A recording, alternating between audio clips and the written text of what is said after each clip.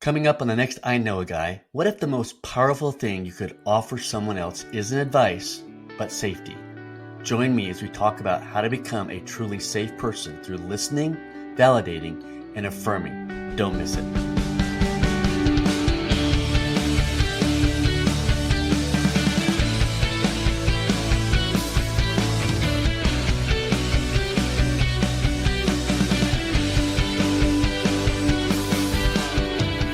Welcome back to I Know a Guy. I am your host, Steve Cummings. This is a podcast ministry of bringingkingdom.org.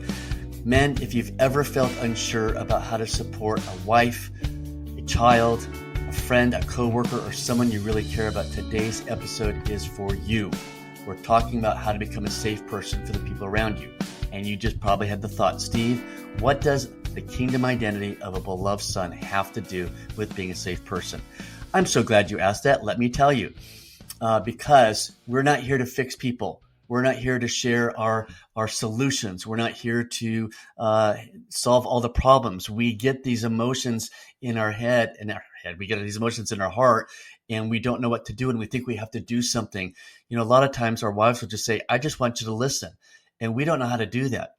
You probably know people who carry huge burdens. Again, we do. Stress, unspoken fears, past hurts, maybe hidden doubts. And maybe you felt that way yourself, but often there's no place for those inner things. No one asks and no one notices. So we sit with these negative emotions and we feel like we're supposed to do something with them when really all we need to do is go, hey, I get it. When no one offers space for that, the result isn't calmness, guys, it's chaos. It's reactions instead of responses. Walls go up instead of connection. Loneliness happens instead of community.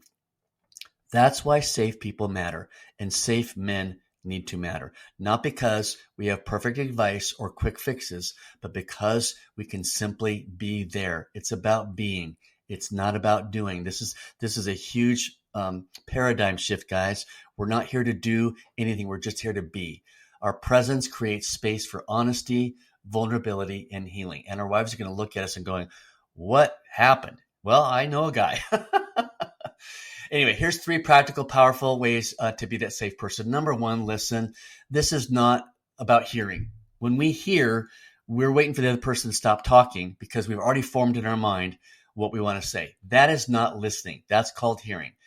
And I don't mean passively hearing. I mean really listen, active listening. When someone speaks, let them speak. Resist the urge to interrupt, to fix, or to redirect. Reflect back on what you heard.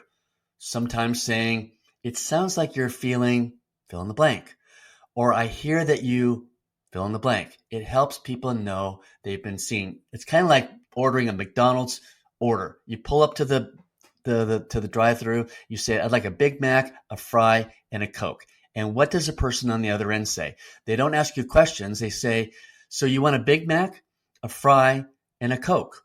And I go, absolutely. Guess what? That person just listened to me. Number 2, here's another practical thing. Validate.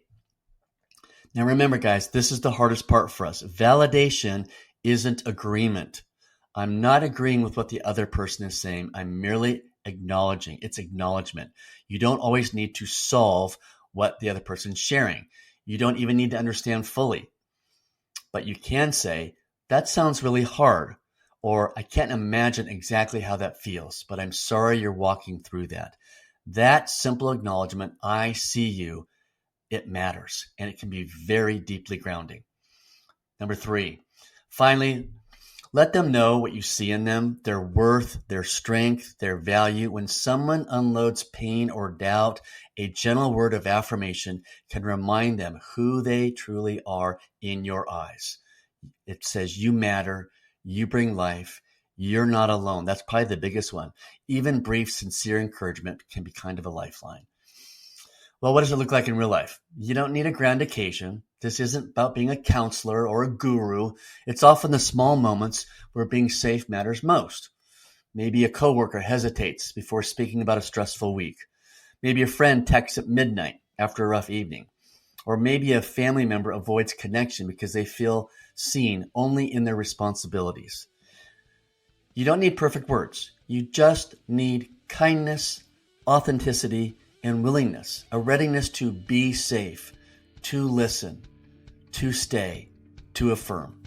And sometimes just that, being present changes the atmosphere.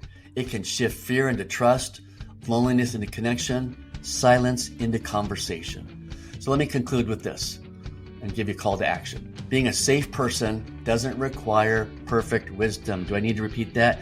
Being a safe person, men, does not require perfect wisdom or a spotless life.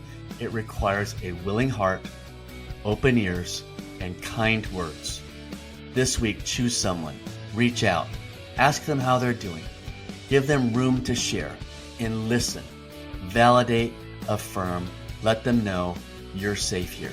You might be surprised at how much that means to someone, especially your wife. You might be surprised how much that changes for them and maybe even you. If this resonated with you, please share this episode. Subscribe to I Know a Guy, where we keep talking about what really matters: people, presence, and hope. Talk to you tomorrow on I Know a Guy.